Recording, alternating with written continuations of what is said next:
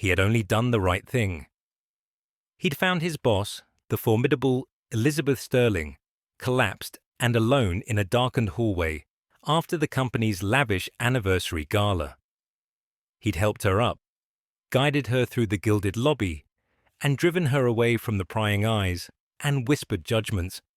But when she woke the next morning in his daughter's small bedroom, confused and wearing clothes that weren't hers, one phone call threatened to unravel the careful, quiet life he had built brick by painstaking brick. For a black man, a single father named Marcus Washington, there was no room for misunderstanding. The space between hero and villain was a razor's edge, and he was standing right on it.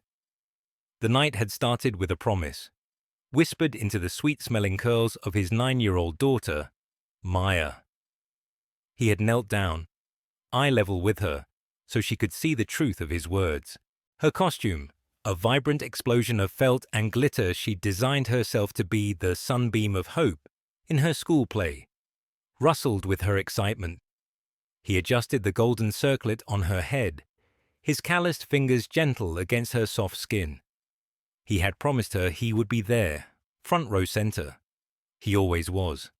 It was their sacred pact, an unspoken law in the small universe they had created for themselves in a modest 2-bedroom apartment in Queens. Since Jasmine, his wife and Maya's mother, had passed 3 years ago, these promises were the foundation of their world. They were the steel beams holding everything up. His job was the antithesis of the promise. He was a ghost, a member of the night maintenance crew at Sterling Financial, a titan of industry housed in a skyscraper that pierced the Manhattan clouds. His shift started as the city's power brokers were heading home. Their expensive shoes clicking on marble floors, he would soon be polishing to a mirror shine.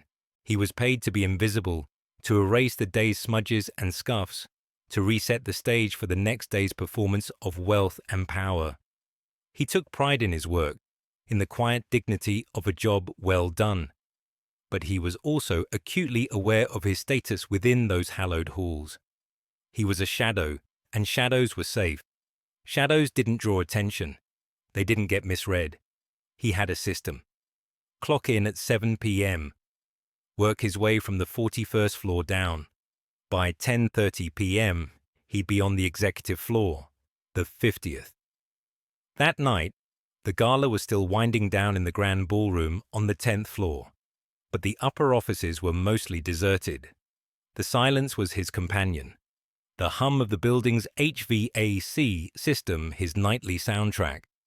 He worked with an efficient, practiced rhythm, his movements economical, his thoughts already drifting to Maya.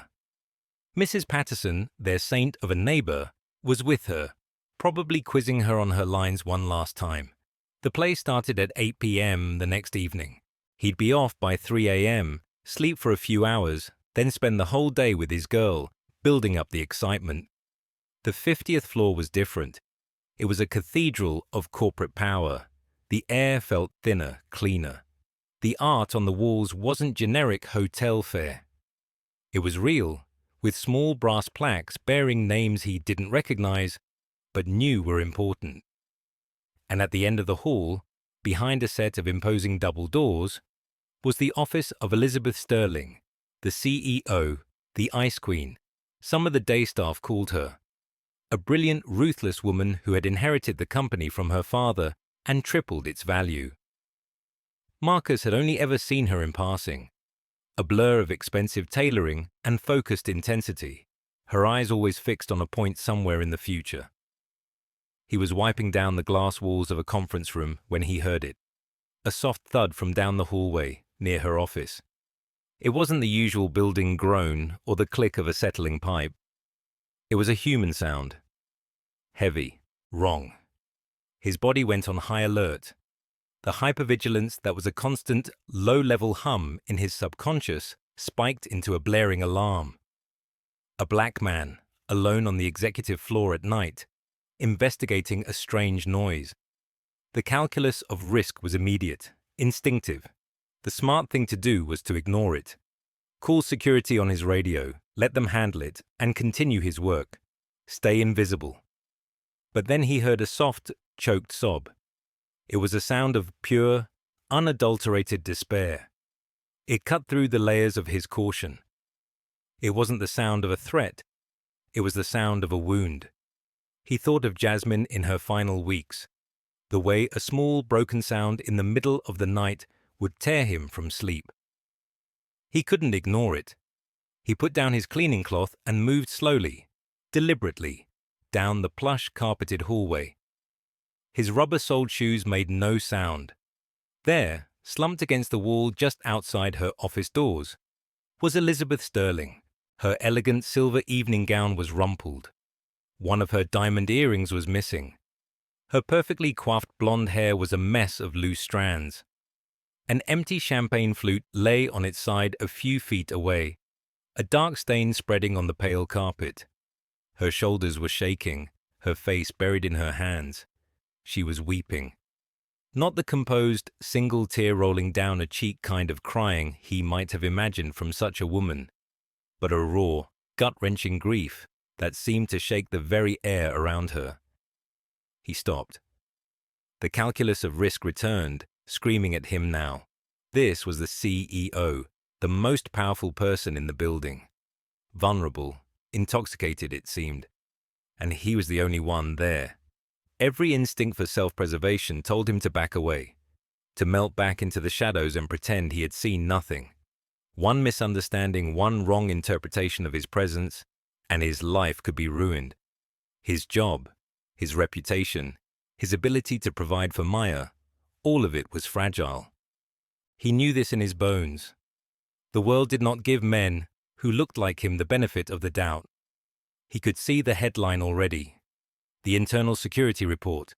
His name, his face, next to hers. He backed away a step, then another. He reached for the radio on his belt. He would call it in, anonymously, if possible. Medical situation on the 50th floor. That was the protocol. That was the safe play. But as his fingers brushed the radio, she made another sound, a desperate little gasp for air, and he saw her from a different angle. She wasn't just a CEO. She wasn't a symbol of power. She was a woman, alone in a hallway, drowning in some private sorrow.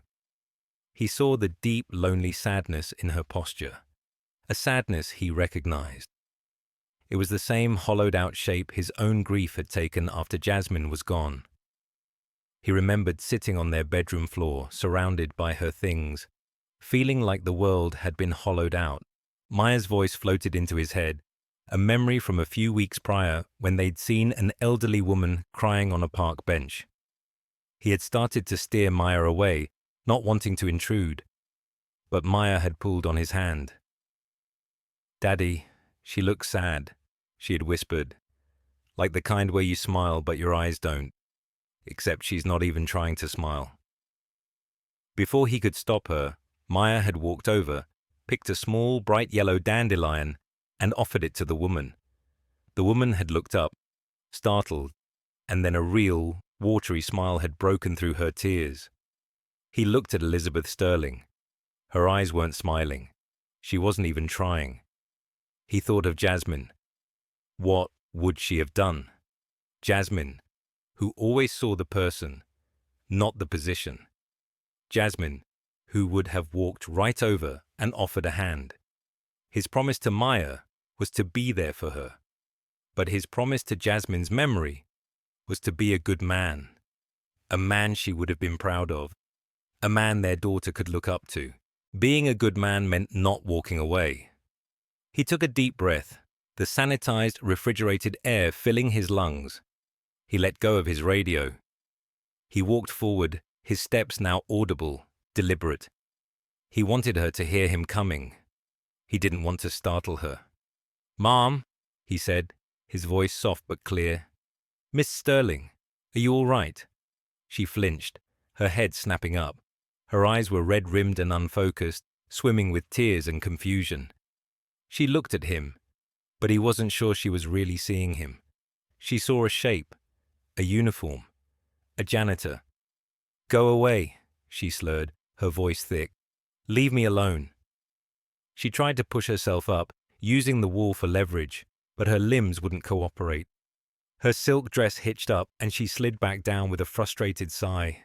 "I can't do that, Mom," Marcus said, keeping his distance, his hands held loosely at his sides, open and non-threatening.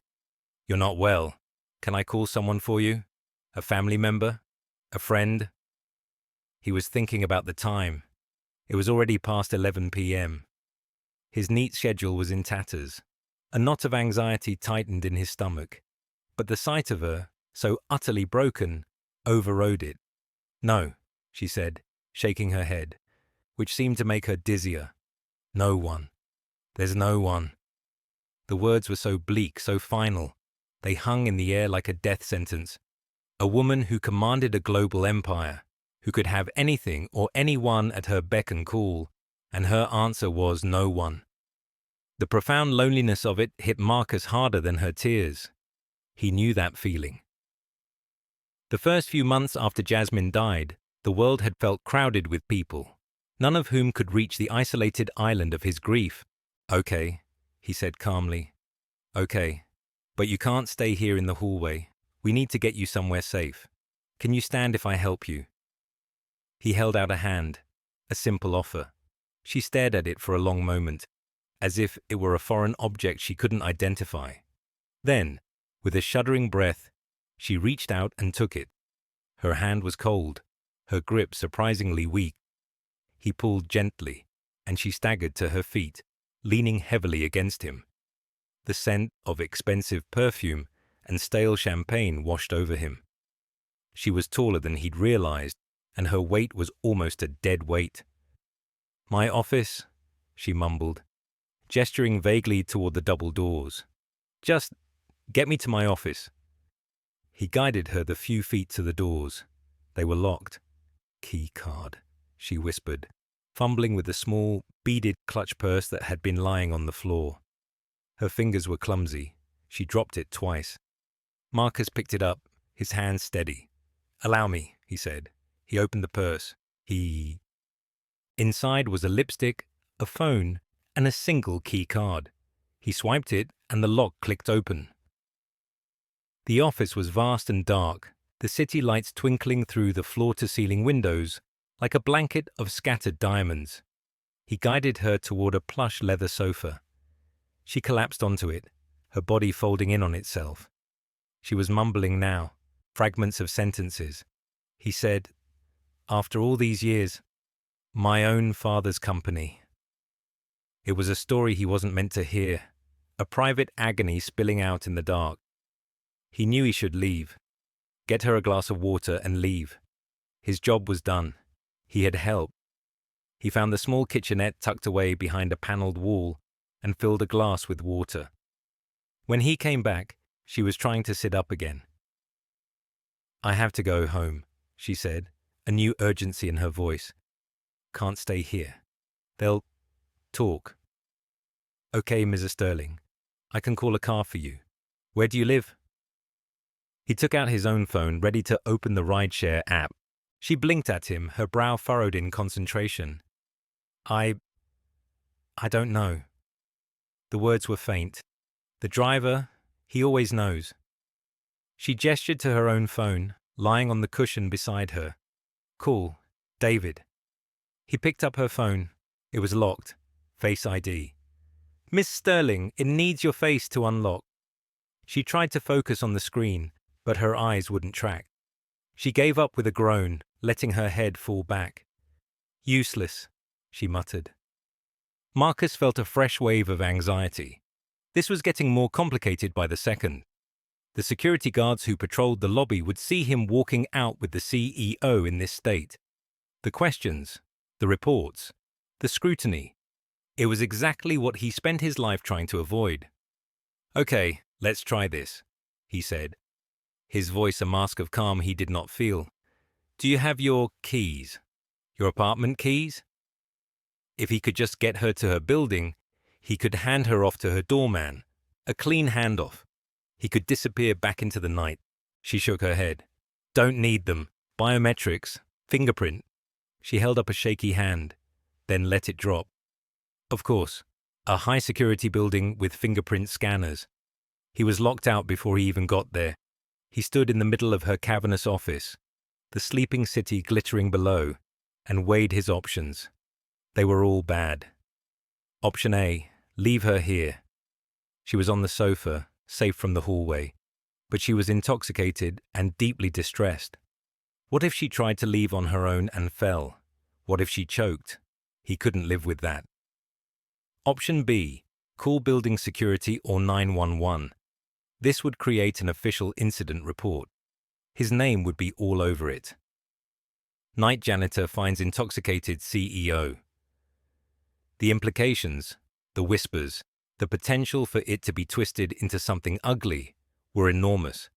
He was a good man, but he knew how the world worked. He was also a black man. The narrative could be stolen from him in a heartbeat. That left option C, the riskiest, most insane option of all. Take her with him. Take her home. He looked at his watch, 11:45 p.m. His shift didn't end for another 3 hours. He couldn't just leave, but he also couldn't stay here with her. He made a decision. He radioed his supervisor, his voice steady. "This is Marcus on 50. I'm feeling really unwell. Think it was something I ate. I'm going to have to clock out and use some sick time. Apologies."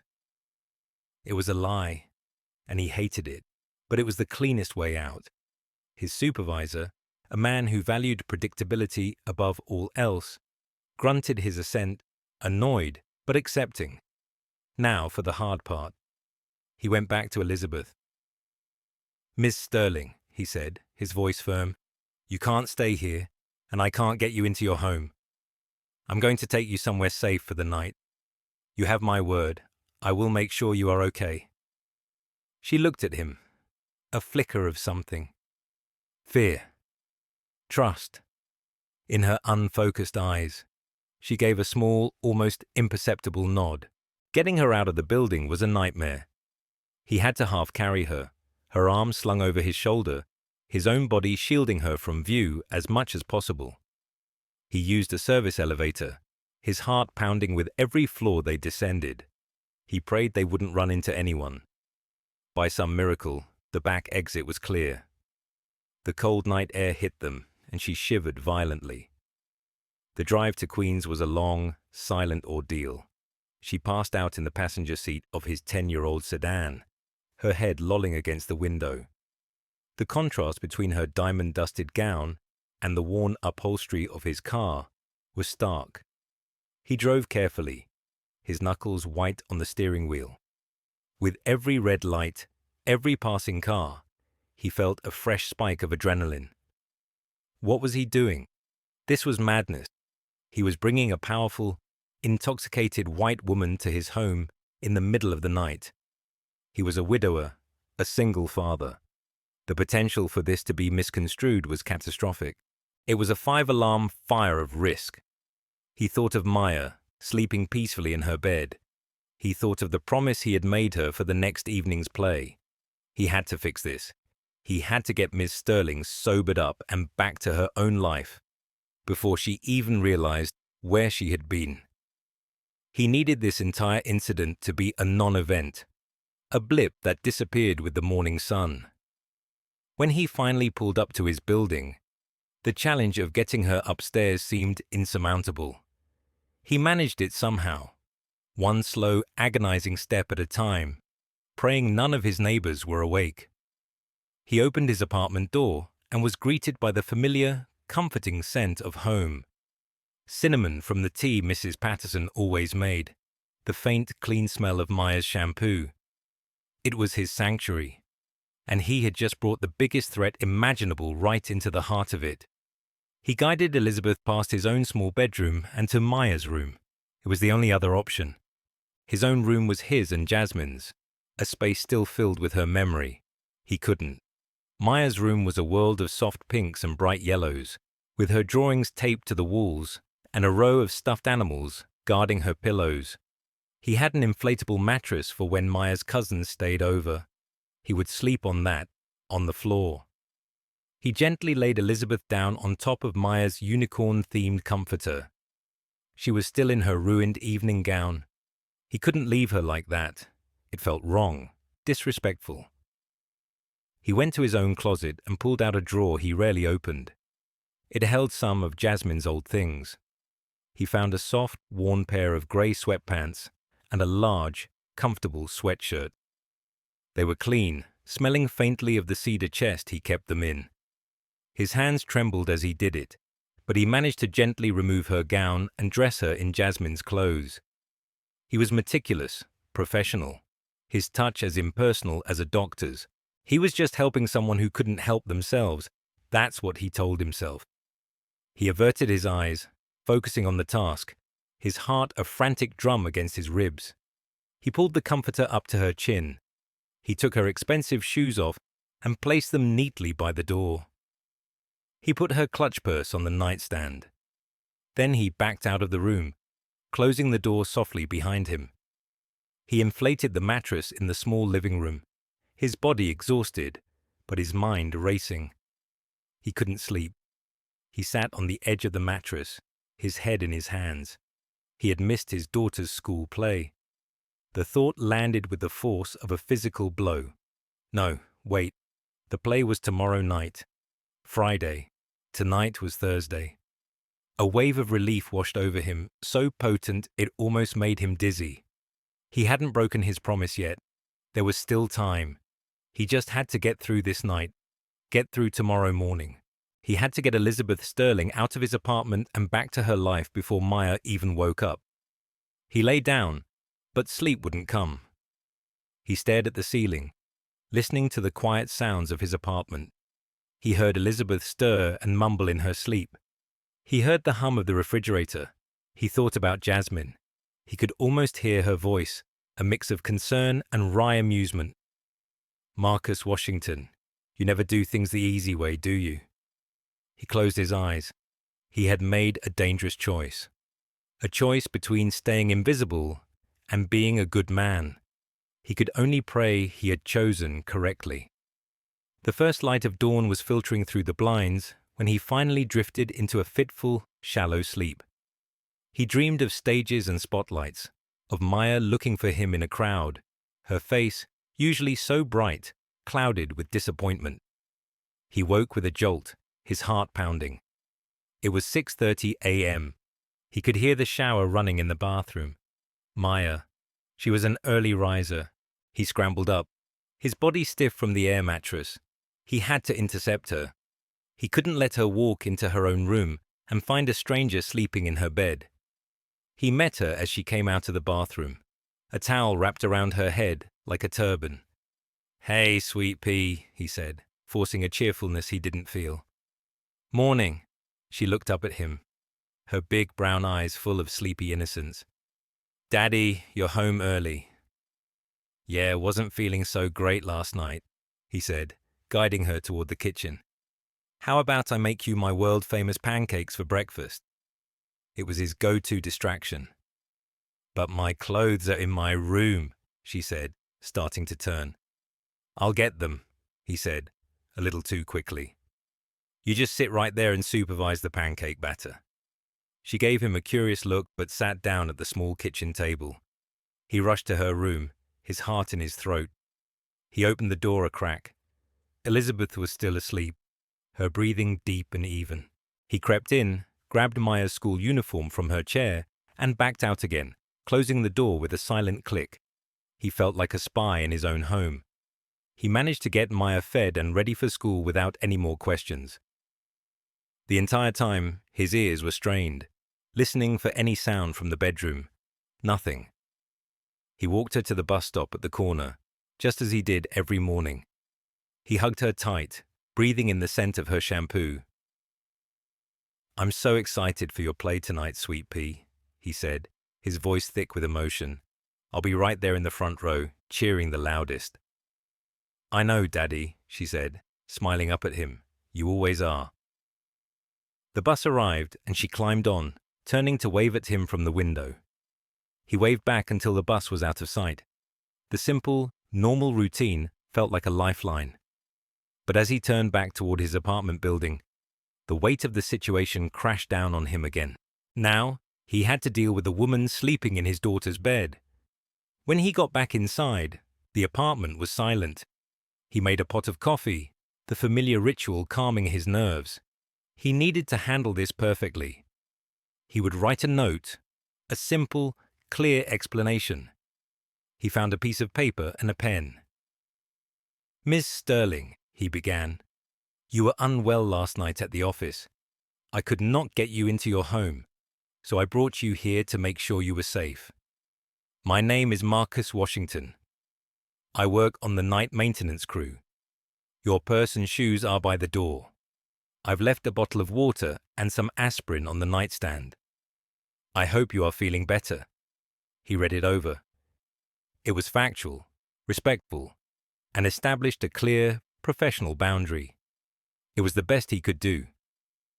He was about to place the note on the kitchen table when he heard a noise from the bedroom. A groan, then a rustle of movement. The door opened slowly. Elizabeth Sterling stood in the doorway, squinting against the morning light. She was wearing Jasmine's old grey sweats. Her hair was a tangled mess, and her face was pale, her eyes clouded with a deep, disoriented confusion. She looked at him, then at the unfamiliar surroundings of his small, tidy living room. Her gaze swept over the family photos on the wall. Marcus and a smiling, vibrant Jasmine. A tiny Maya on a swing, the three of them at the beach. Where am I?" she asked, her voice a raw whisper. "Whose clothes are these?" He saw the exact moment the confusion hardened into fear. Her eyes widened and she instinctively crossed her arms over her chest, taking a step back into the doorway. "Who are you?" Marcus stood perfectly still, his back against the kitchen counter. He held up his hands slowly, the way one might with a frightened animal. "My name is Marcus Washington. You're in my apartment in Queens. You were unwell last night.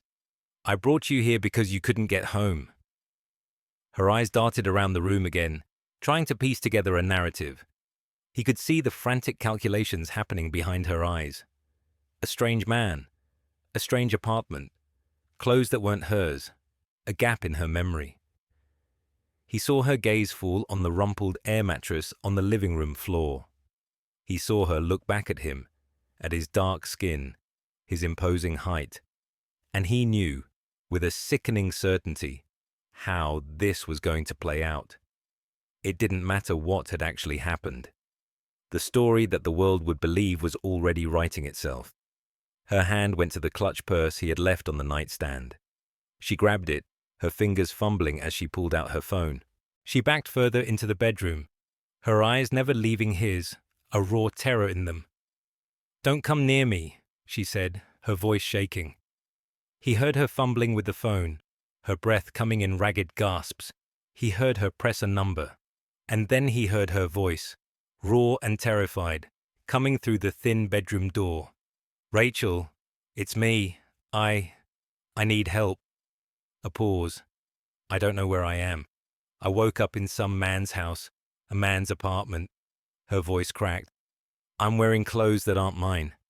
Rachel, I don't remember anything from last night. Anything." Marcus stood frozen in his kitchen, the smell of brewing coffee suddenly nauseating. He leaned back against the counter, the cold formica pressing into his spine. The floor seemed to drop out from under him. He had tried to do the right thing, and it was going to cost him everything. He could hear the voice on the other end of the phone, faint but sharp, a torrent of frantic questions.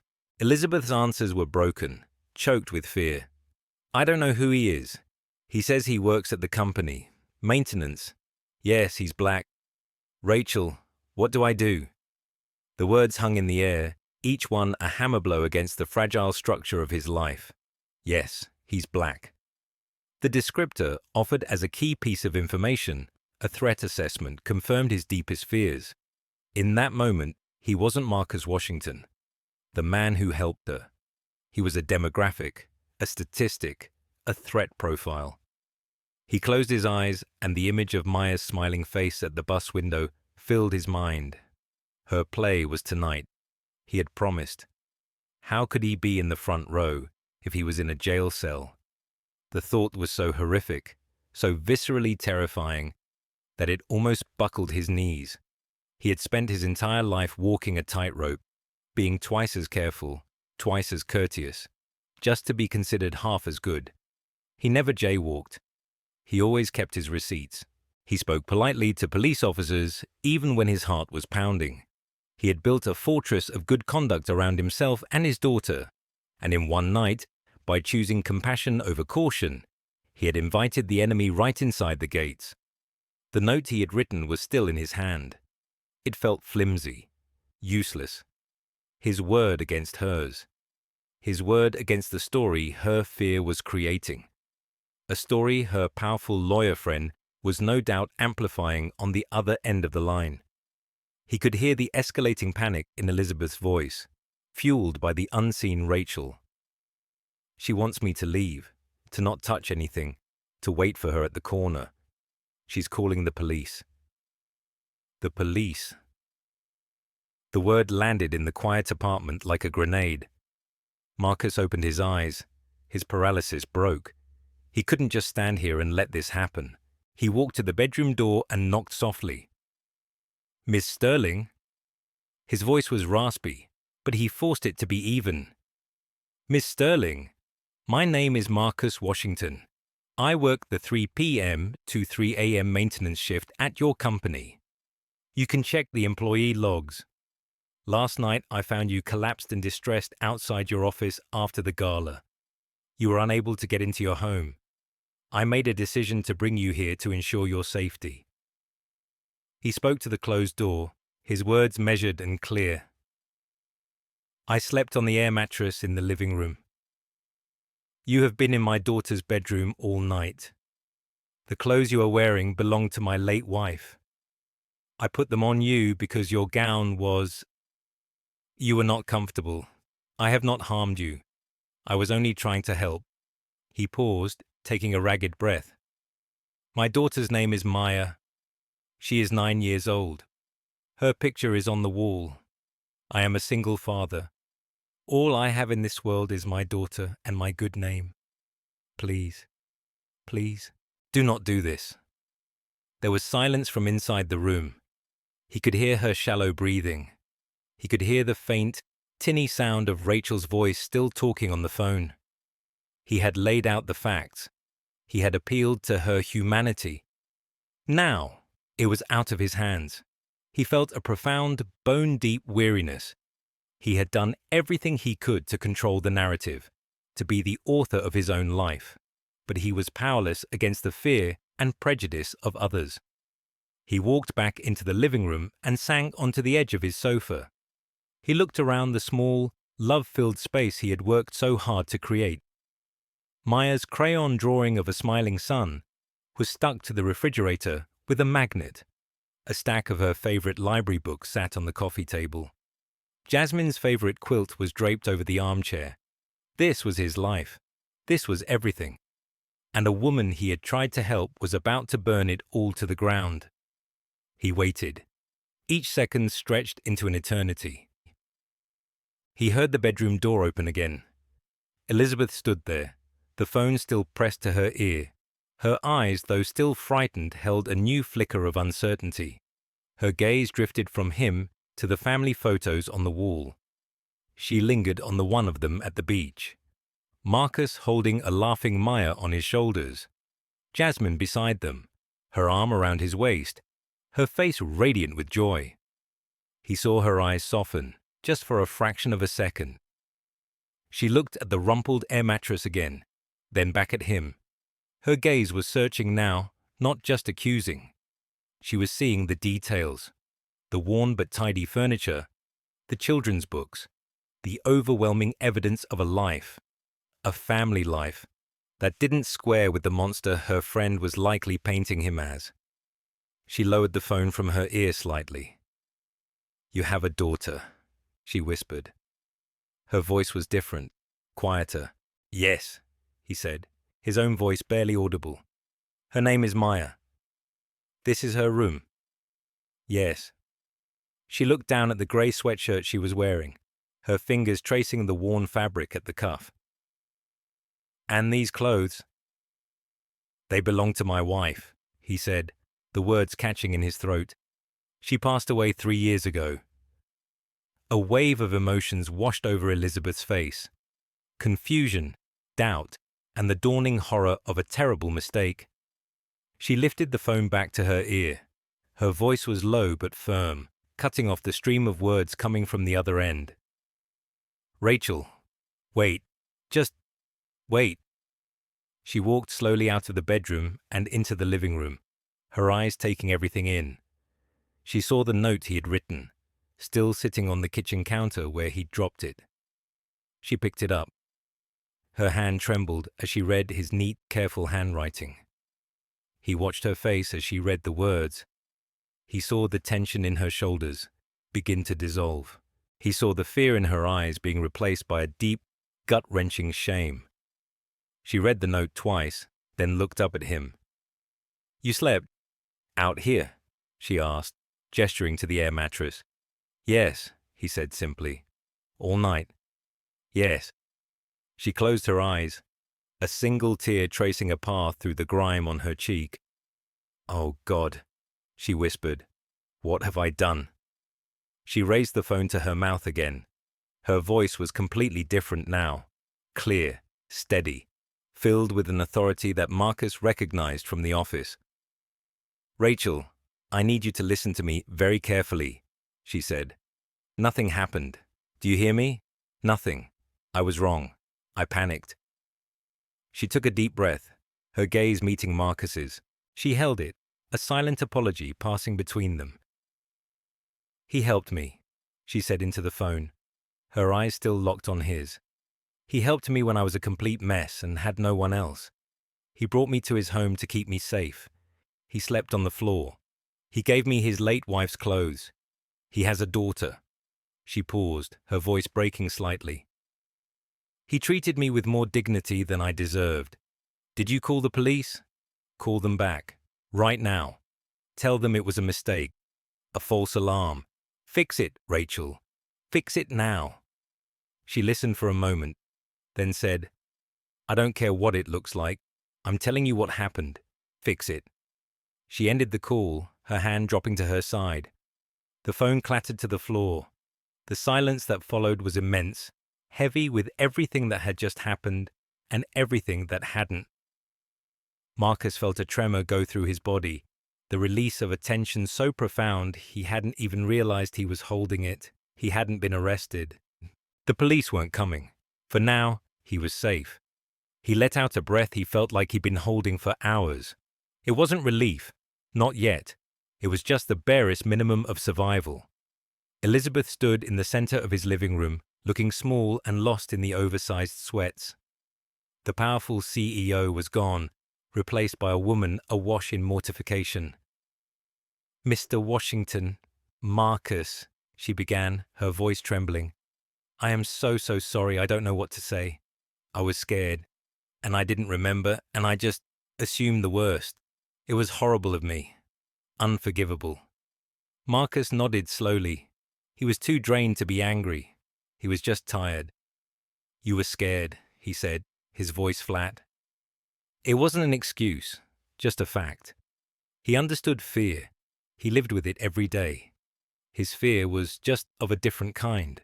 "That's not an excuse," she said quickly, shaking her head. "My friend, she's a lawyer. She's protective. She put ideas in my head, but I'm the one who made the call. I'm the one who looked at you and saw a threat instead of a person. There is no excuse for that." The self-awareness in her voice was genuine. She wasn't just trying to placate him. She was truly horrified by her own actions. He gestured toward the coffee pot. "Do you want some coffee?" It was a strange thing to offer, a mundane courtesy in the wreckage of the morning. But it was all he could think of to do. It was a way to move forward, to put a single step in front of the other. "Yes," she whispered. "Please." He poured 2 mugs and handed one to her.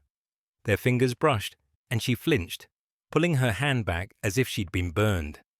She sat down gingerly on the armchair, the one with Jasmine's quilt. She held the warm mug in both hands, as if for dear life. "Your wife," she said softly, looking at the photo on the wall. She was beautiful.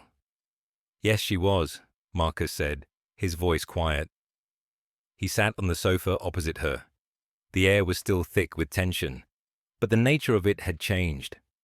It was no longer the tension of a looming accusation, but the awkward, uncomfortable tension of two people from different worlds colliding, stripped bare of their usual roles. He was no longer the invisible janitor. She was no longer the untouchable CEO. "And your daughter, Maya," she said, testing the name on her tongue. "She goes to school near here?" "Her school is a few blocks away. She has her spring play tonight. She's the sunbeam of hope," he said, a small, weary smile touching his lips for the first time. The thought of the play, of his promise, was the one solid thing in his swirling vortex of emotions. Elizabeth's face fell. The color drained from her cheeks. "The play is tonight?" she asked. "Yes, at 8. She put her mug down on the coffee table with a clatter. "And last night, at the office, you left your shift early to take care of me. You used sick time." It wasn't a question. It was a statement. A dawning realization of another layer of his sacrifice. "I had to get you out of there," he said simply. "It wasn't a safe situation for you." "No," she said, her eyes welling up with fresh tears. "It wasn't a safe situation for you. I put you in an impossible position. And you still chose to help. You risked your job. You risked everything." She looked at him, her expression one of utter disbelief, as if she was seeing a species of human she didn't know existed. Why? It was the question at the heart of it all. Why hadn't he just walked away? Why hadn't he made the safe call? He thought for a long moment. Gathering his thoughts, he looked at the photo of Jasmine again. "Because my wife, Jasmine, she always said you measure a person not by how they act when the sun is shining on them, but by what they do in the dark, when no one is watching. And my daughter. I want her to know her father is a good man. That's the most important thing I can ever give her."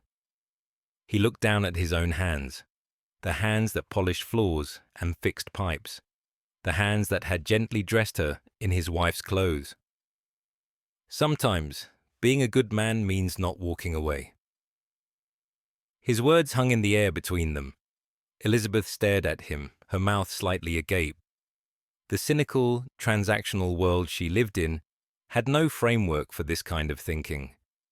In her world, every action had an angle, a motive, a return on investment.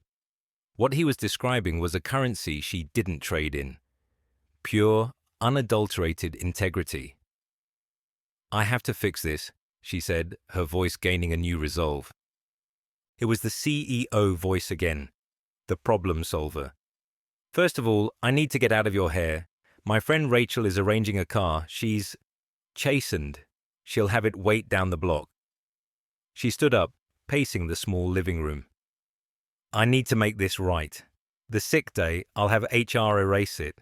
I'll make sure there's no record of you leaving early. And I owe you for the dry cleaning on your wife's clothes. And for everything, I'll write you a check." She was already reaching for her purse, her mind clicking through a to-do list of reparations. It was her default setting. Solve problems with money. Throw enough cash at a situation, and it goes away. Marcus watched her, and a new feeling began to stir in his chest, pushing past the exhaustion. It was a quiet, firm anger, not at the accusation, but at this, at the easy, thoughtless way she assumed his dignity was for sale.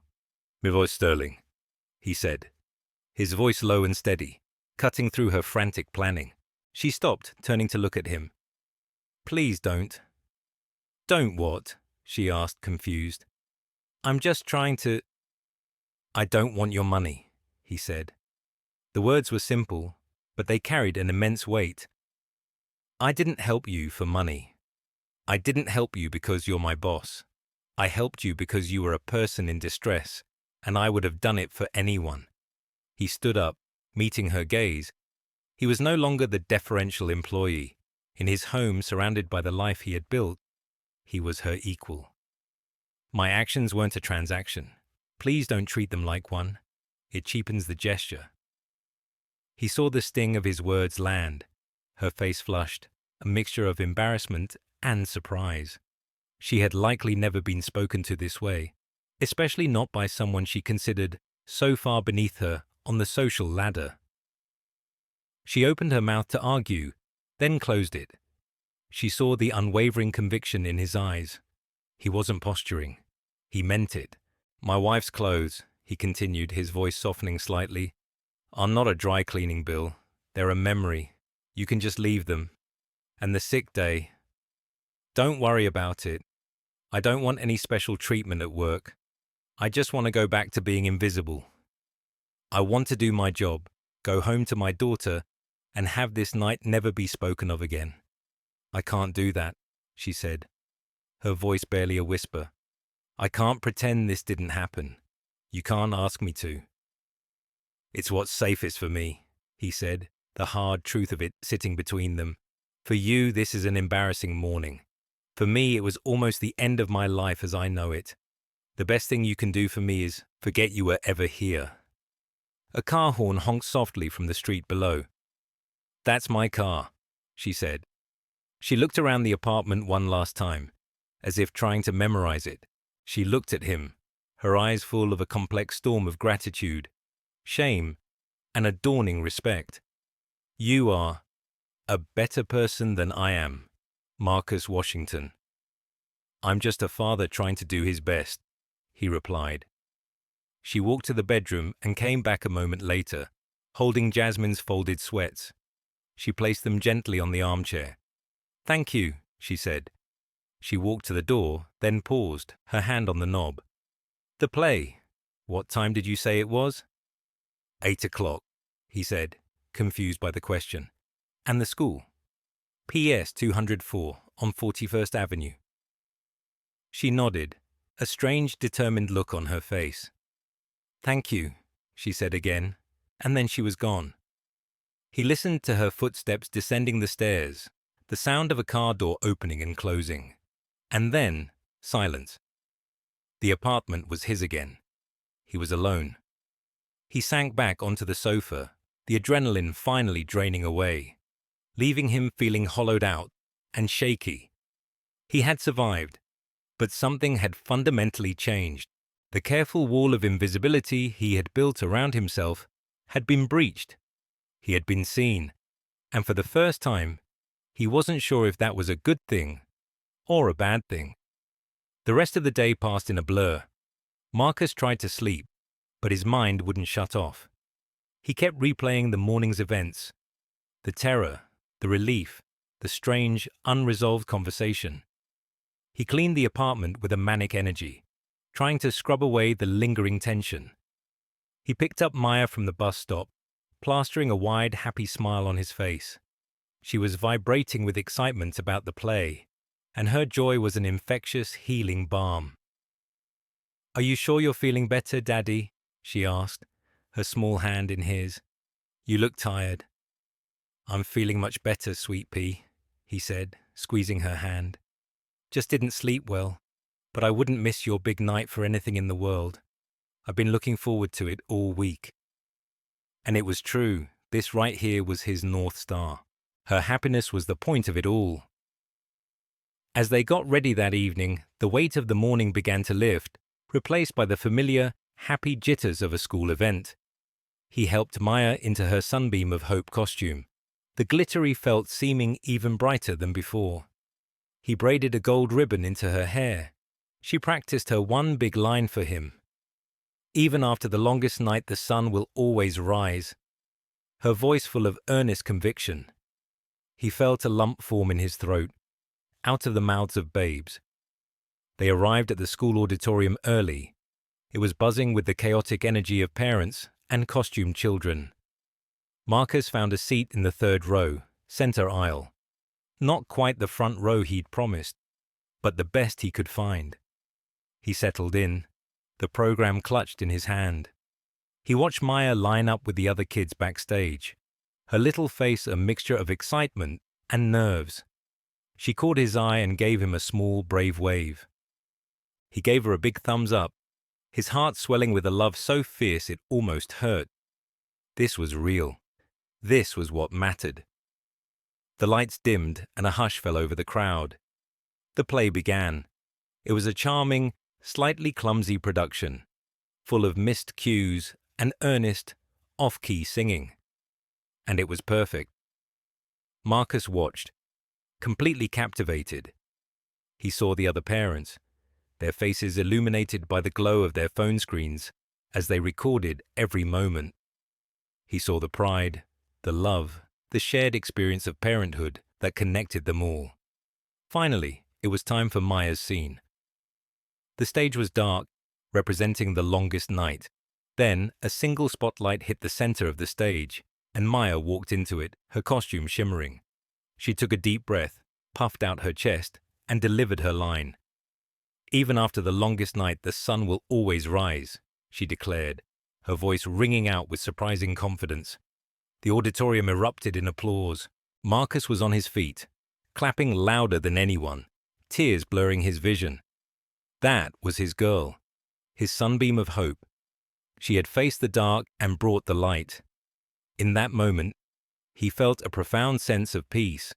He had made the right choice. He had navigated the darkness, and the sun had, indeed, risen. As the applause died down, a woman from the front row turned around. She had been filming the stage, but now her camera was pointed vaguely in his direction. She had sleek blonde hair. It was Elizabeth Sterling. She was dressed not in a power suit, but in simple, elegant dark pants and a silk blouse. She looked different, softer. She gave him a small, hesitant smile. Marcus was so stunned he could only stare. What was she doing here? The play ended with a boisterous finale, and all the children came out for a final bow. Maya was beaming, searching the crowd for him. He waved frantically, and her face lit up when she saw him. After the curtain call, the auditorium became a chaotic mess of parents trying to find their kids. Marcus was making his way toward the stage when Elizabeth intercepted him. "She was wonderful," Elizabeth said, her voice quiet and sincere. "The sunbeam of hope. It's a fitting role for her." "Miss Sterling," Marcus said, still trying to process her presence, "what are you doing here?" "You said you wanted me to forget I was ever in your apartment," she said, her gaze steady. "I can't do that, but I can try to understand the world you live in, the world you were protecting." She gestured around at the crowded, noisy auditorium. "This is it, isn't it? This is what matters." "Yes," he said, "this is it." "Marcus," she said, her tone shifting, "I know you said you didn't want anything from me, and I respect that. But what happened this morning? It opened my eyes to something. I live in a bubble, a world of transactions and leverage and bottom lines. I've forgotten how to just be a person. You reminded me." She took a breath. "I spoke to my head of HR.